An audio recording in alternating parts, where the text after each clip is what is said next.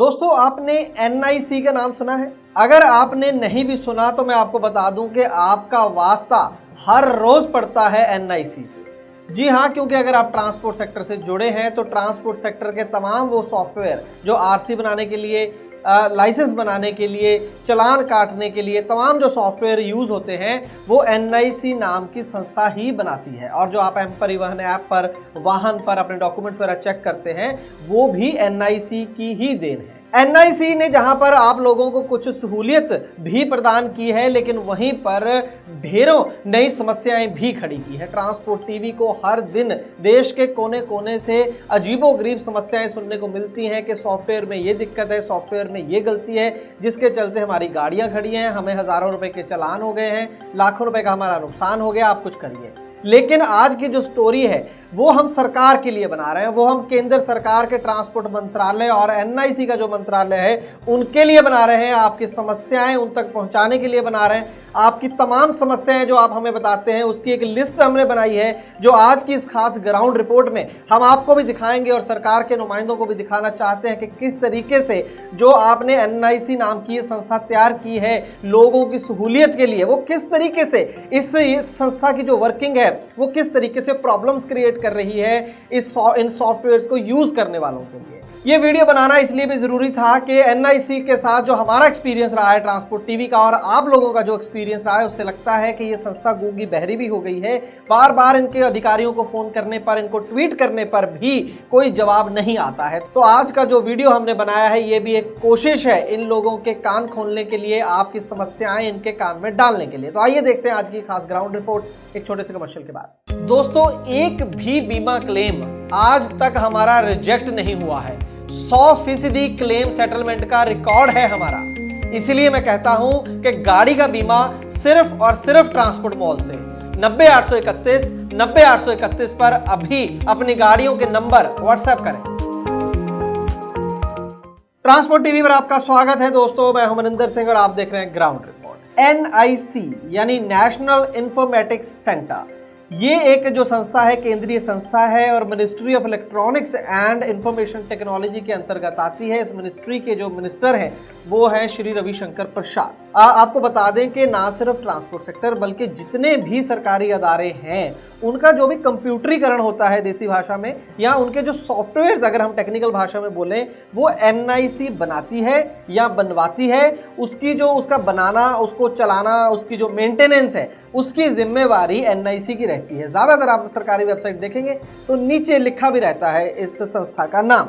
वाहन, परिवहन, सारथी, ई चलान, digi locker, तमाम ऐप्स के आपने नाम सुने हैं या इनको आपने यूज किया है, ये सारा काम जो है वो NIC का ही है। तो जिन दिक्कतों की हम बात कर रहे थे वो एक एक करके आपको बताते हैं। सबसे बड़ी दिक्कत तो ये है कि गलत चालान पोस्ट किए जाते हैं सरकारी वेबसाइट के अंदर, यानी कि चालान गाड़ी का किसी और का हुआ है और उसकी जो एंट्री है वो किसी और गाड़ी नंबर में कर दी है। इसके बहुत सारे सबूत ऑलरेडी हम दे चुके हैं। यानी कि गाड़ी उस दिन मान लीजिए राजस्थान टोल प्लाजा पे खड़ी है और उसका चालान हो गया उत्तर प्रदेश के अंदर, तो सीधा सीधा कई जगह पर गाड़ी मालिकों के पास सबूत है कि जिस जगह पर चालान की एंट्री का जिक्र है उस समय उस दिन वो गाड़ी वहां पर होती ही नहीं है। तो सीधी सीधी वो एक गलती है जिस भी व्यक्ति ने, सरकारी व्यक्ति ने DTO दफ्तर में वो एंट्री सॉफ्टवेयर के अंदर की है। गलती हो जाती है, इसमें कोई बड़ी बात नहीं है, लेकिन दिक्कत ये है NIC के साथ कि गलती को सुधारा नहीं जाता है। कोई ऐसा तरीका नहीं है कारगर जिससे जो गलतियां करते हैं इन्हीं के लोग उनको सुधारा जा सके। NIC ने एक हेल्पलाइन भी बनाई है, उसके क्या हालात हैं उसका भी जिक्र रिपोर्ट के अंत में करेंगे। इससे पहले मैं आपको दोबारा बताऊं कि जो चालान वाली सिचुएशन है उसके अंदर अजीब सिचुएशन इस तरीके से पैदा हो जाती है कि मान लीजिए गाड़ी है हरियाणा की और सडनली आपको बताया जाता है RTO के द्वारा कि इस गाड़ी का चालान पेंडिंग है, गुवाहाटी में हुआ था। चालान कितने का है? 10,000 रुपये का। अब हरियाणा वाले उस व्यक्ति जो गाड़ी मालिक है उसके मन में दुविधा ये है कि वो पहले 10-15 हज़ार रुपये खर्चा करके गुवाहाटी आना जाना करे और वहाँ पर जाके उनको कन्विंस करे, या फिर ये 10,000 रुपये का चालान जो किसी और का है वो खुद भर दे। तो एक तो ये सबसे बड़ी दिक्कत है। इसके बाद रजिस्ट्रेशन, गाड़ियों के रजिस्ट्रेशन को लेकर बहुत सी गलतियां NIC के जो सॉफ्टवेयर उसके अंदर मिलती हैं। दो मैं ऐसे एग्जांपल आपको दूंगा जो ट्रांसपोर्ट टीवी ने खुद देखी हैं, झेली हैं। एक तो यह है कि गाड़ी थी राजस्थान की, राजस्थान का ही नंबर है, और जो इनका सॉफ्टवेयर है वो दिखाता है कि गाड़ी 2 जगह रजिस्टर है, राजस्थान के भी अंदर रजिस्टर है और तमिलनाडु के भी अंदर रजिस्टर है। जी हाँ, राजस्थान नंबर की गाड़ी तमिलनाडु में भी रजिस्टर है। एक ही समय एक ही गाड़ी 2 आरटीओ दफ्तरों में रजिस्टर है। आप बताइए कि जो गाड़ी मालिक है राजस्थान वाला, वो तमिलनाडु जाएगा ये गलती को ठीक करवाने के लिए। फोन पर भाषा की दिक्कत आ जाती है, वो कैसे उनको समझाएं, और अगर समझा भी लें तो आपको भी पता है आरटीओ ऑफिसर ऐसे तो है नहीं कि फोन आपने करा और उन्होंने आपकी प्रॉब्लम जो है वो ठीक कर दी। एक और ताजा जो गलती सामने आई एनआईसी की रजिस्ट्रेशन को लेकर, इस केस में हुआ क्या कि जो फिजिकल आरसी है, जो कार्ड है आरसी वाला, वो इनके पास में है और उनके ऊपर गाड़ी के मालिक यही है, इन्हीं का नाम लिखा है इनकी गाड़ी की रजिस्ट्रेशन सर्टिफिकेट के ऊपर। लेकिन जो वाहन सॉफ्टवेयर है वहां पर अचानक इनकी गाड़ी किसी और के नाम पर रजिस्टर दिखाई जा रही है। अब जब भी ये कोई फिटनेस कराने जाते हैं, परमिट का कोई इशू होता है, जब भी कोई आरटीओ दफ्तर में जाते हैं तो वहां वो कहते हैं कि आप तो गाड़ी के मालिक ही नहीं है, वाहन सॉफ्टवेयर में तो किसी और के नाम पर ये गाड़ी चढ़ चुकी है। किसने चढ़वा दी, कैसे हो गया ये काम, कोई वो अता पता बताने को वहां पर कोई तैयार नहीं है। वो कहते हैं फलां दफ्तर जाइए, उसको फोन कीजिए, इसको फोन कीजिए। कोई सोल्यूशन आरटीओ दफ्तरों के पास इन समस्याओं को लेकर नहीं होता है और इस केस में भी नहीं था। तीसरी कैटेगरी है समस्याओं की एनआईसी को लेकर के इंश्योरेंस डिटेल अपडेट नहीं होती। आपको इस बात का शायद इल्म होगा कि जैसे ही आप अपनी गाड़ी का बीमा करवाते हैं तो आपकी जो कंपनी है जिससे आपने बीमा करवाया, मान लीजिए न्यू इंडिया से करवाया, यूनाइटेड से कराया, श्रीराम से कराया, तो जैसे उनके सॉफ्टवेयर में एंट्री होती है तो वहां से उस इंश्योरेंस की जानकारी पहुंचती है आईआईबी में, इंश्योरेंस इंफॉर्मेशन ब्यूरो के अंदर। और इंश्योरेंस इंफॉर्मेशन ब्यूरो कुछ ही घंटों के अंदर या 1-2 दिन में वो जानकारी उपलब्ध करवा देता है एनआईसी के बने सॉफ्टवेयर में मॉर्थ के पास, ministry of road transport and highways के पास ये इन्फॉर्मेशन पहुंच जाती है। और फिर वो वाहन के सॉफ्टवेयर में जब आप चेक करते हैं ऑनलाइन गाड़ी नंबर डाल के, तो वहां पर शो करता है आपको कि आपकी गाड़ी का जो बीमा वो इतनी डेट को एक्सपायर होने वाला है। तो इस तरीके ये सिस्टम चलता है। लेकिन कई बार क्या होता है कि बीमा सही हुआ है गाड़ी का, लेकिन वहां पर अपडेट नहीं होता है। अब कस्टमर जो है वो एजेंट को पूछता है कि भाई तुमने मेरा बीमा किया, और उसका फर्ज भी बनता है चेक करना कि वाहन पर वो चढ़ा है या नहीं। लेकिन कई बार बीमा सही होता है लेकिन फिर भी वाहन पर नहीं चढ़ता, तो इससे जो कस्टमर है उसको नहीं पता चलता कि उसका बीमा सही हुआ है या नहीं हुआ, वो अपनी टेंशन में रहता है। तो ये एक बहुत बड़ी गड़बड़ है कि इमीडिएटली अपडेशन नहीं होती है।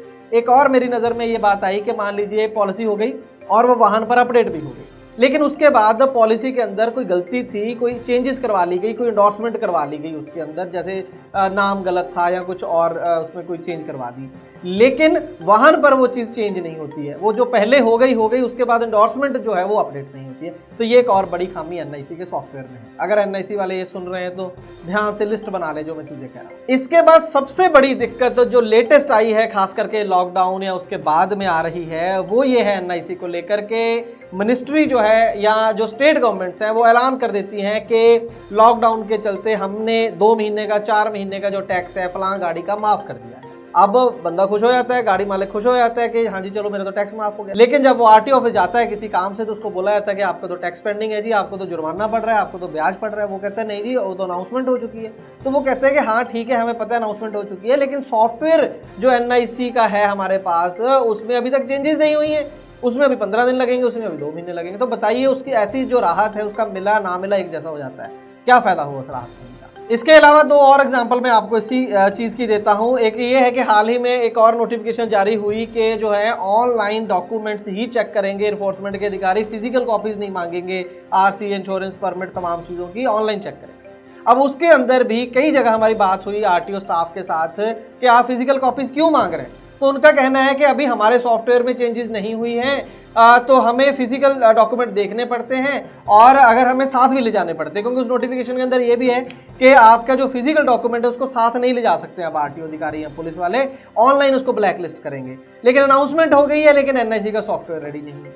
इसके अलावा एक और चीज़ है कि चलान मान लीजिए आपका कहीं पर पेंडिंग है, 5,000 का हो चाहे 50,000 रुपये का हो, तो आपका मान लीजिए परमिट रिन्यू होने वाला है तो उसको रोका नहीं जा सकता है। इससे पहले रोकते हैं लेकिन अब नियम आ गया कि रोक नहीं सकते हैं, लेकिन वहां पर भी रोका जा रहा है। आरटीओ ऑफिस में जाते हैं, बोले चलान भर के और फिर परमिट रिन्यू होगा। वो कहते हैं कि नोटिफिकेशन आ चुकी है, वो कहते हैं हाँ आ चुकी है, लेकिन सॉफ्टवेयर काम करने नहीं देता है, सॉफ्टवेयर के अंदर अभी तक चेंजेस नहीं हुए। तो ये कुछ जो मैंने अभी 7-8 मुझे लग रहा है आपको प्रॉब्लम्स गिनाई हैं मोटी मोटी, ये तमाम देश से हमारे पास लगातार फ़ोन आते हैं। कई बार गुस्सा भी हो जाते हैं व्यूअर्स के, आप सर आपने कुछ किया नहीं। अब क्या करें कि एनआईसी जो है सरकारी संस्था, इतनी बड़ी संस्था है, मैं ये नहीं कहता बहुत अच्छा काम किया है एनआईसी ने, बहुत एक बड़ी चीज़ होती है। ऐसे बड़े बड़े सॉफ्टवेयर बनाना भी आसान काम नहीं है, हम समझते हैं इस बात को। लेकिन कोई भी जब आप एक पब्लिक यूज़ के लिए सॉफ्टवेयर बनाते हैं तो उसका एक पब्लिक ग्रीवेंस रिड्रेसल सिस्टम होता है कि किसी की शिकायत होगी उसका निवारण कैसे होगा, ये सिस्टम नहीं है। जो हेल्पलाइन की आप बात कर रहा था मैं शुरू में, वो हेल्पलाइन नंबर है, उस पर कई बार हमारी टीम की बात होती है। वो क्या है, वो एक ड्रामेबाजी है। उसके ऊपर आप फ़ोन करो, प्रॉब्लम बताओ, और प्रॉब्लम तो सॉल्व नहीं होती है, आपको सुबह एक मेल आ जाएगी, SMS आ जाएगा कि आपकी प्रॉब्लम सॉल्व कर देगी। बस कागजों में लिख दिया वहाँ पर उन्होंने कि प्रॉब्लम हमने सॉल्व कर दी, रिपोर्ट दे देते होंगे मिनिस्ट्री के अंदर। कोई लोग को पूछता नहीं उस बंदे को फ़ोन करके कि सच में तुम्हारी प्रॉब्लम सॉल्व हुई है कि नहीं। 2-3 बार ऐसा हो जाता है बंदा दोबारा फ़ोन नहीं करता। आम लोगों का तो छोड़ दीजिए, आपके NIC तक पहुंच जाएंगे। ट्रांसपोर्ट टीवी की टीम थक गई है, मतलब इन लोगों को कांटेक्ट कर करके। हमारे जो कुछ खास दोस्त मित्र होते हैं ट्रांसपोर्ट विभाग में, सीनियर अधिकारी हैं, उन लोगों से हमने NIC के सीनियर अधिकारियों का नंबर ले लिया कि आपका नाम नहीं लेंगे, आप हमें नंबर दे दो, हम उनसे बात करेंगे। नंबर मिल गया, उनसे बात करी कि सर हम पब्लिक यूज़ के लिए कुछ सवाल पूछने हैं, सिर्फ आपको कोई इल्ज़ाम नहीं लगा रहे हैं ऊपर, आप हमें जवाब दे दीजिए। नहीं जी मैं जवाब नहीं दे सकता, मैं ऑथराइज्ड नहीं हूँ, मैं तो बंदा हूँ ही नहीं, आप फलां बंदे से बात कीजिए। तो कोई बंदा इनका जवाब नहीं देता। उसके बाद हमने मिनिस्ट्री में फ़ोन करे, मिनिस्ट्री ऑफ रोड ट्रांसपोर्ट, कि सर वहाँ आप बता दीजिए कौन बंदा NIC का जिम्मेवार है, कोई जवाब नहीं। उसके बाद ट्रांसपोर्ट टीवी के ट्विटर हैंडल से मैंने खुद ट्वीट किया, 2 बार ट्वीट किया, NIC के शीर्ष जो मेन उनका जो हैंडल है उस पर ट्वीट किया, मिनिस्ट्री जो है इंफॉर्मेशन टेक्नोलॉजी की, उनको ट्वीट किया, कोई जवाब नहीं। तो आप बताइए कि अगर मीडिया नहीं पहुंच सकता NIC तक, आम लोग जिसकी कोई प्रॉब्लम फंसी हुई है, 40-50 हज़ार 10 हज़ार के चक्कर में उसकी गाड़ी खड़ी हुई है 2 महीने से, वो व्यक्ति कहाँ जाए। आप सॉफ्टवेयर बना रहे हो, इसका मतलब ये हो गया जो सॉफ्टवेयर आप बना रही है सरकार, वो अपने यूज़ के लिए बना रही है, वो अपने जो है कन्वीनियंस के लिए बना रही है, वो जनता के लिए नहीं बना रही है। इसका मतलब ये है क्योंकि आपने डिज़ाइन ही नहीं उस हिसाब से किया, आपने वो प्रोग्राम ही नहीं बनाया कि यार किसी गलती भी होगी हमारे से तो उसका निवारण कैसे करना है। एयरटेल है, बैंक्स हैं, वहाँ पर भी गलतियाँ होती हैं, गलत एंट्रियाँ होती हैं, लेकिन आप जाते हैं उसका समाधान किया जाता है क्योंकि वो वैल्यू करते हैं कि आप उनके कस्टमर है, खराब ना हो जाए, नाराज ना हो जाए। लेकिन यहाँ तो कोई दिक्कत नहीं है, भागोगे कहाँ? अगर नाराज हो गए तो क्या DTO RTO ऑफिस नहीं जाओगे? इस बात का NIC को भी पता है, इसीलिए चलता है। तुम धक्के खाते रहो, फोन करते रहो, ट्वीट करते रहो, इनको कोई फर्क नहीं पड़ता। एक बार फिर से ये वीडियो बनाकर हम NIC के ट्विटर हैंडल पर भेजेंगे, मिनिस्ट्री को भेजेंगे, शायद उनको 5 मिनट निकालकर वो इस वीडियो को देख लें, इन प्रॉब्लम्स के ऊपर कोई काम कर दें। हमें जवाब नहीं देना ना दीजिए, लेकिन आम लोगों को कोई सिस्टम ढंग का बना देंगे, किसी को कोई प्रॉब्लम हो तो उसका निवारण हो जाए। इसी उम्मीद से कि NIC जागेगी और इसकी मिनिस्ट्री भी जागेगी।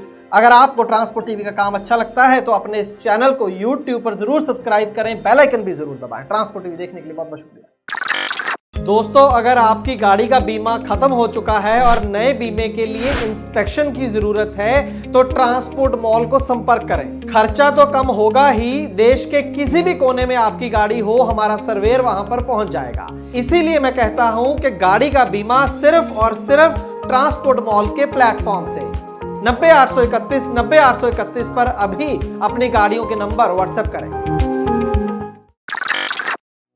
ट्रांसपोर्ट टीवी को YouTube पर अभी करें सब्सक्राइब और दबाएं बेल आइकन। फेसबुक पर लाइक करें हमारा पेज और ट्विटर पर भी करें फॉलो। ट्रांसपोर्ट टीवी, जानकारी लाभकारी।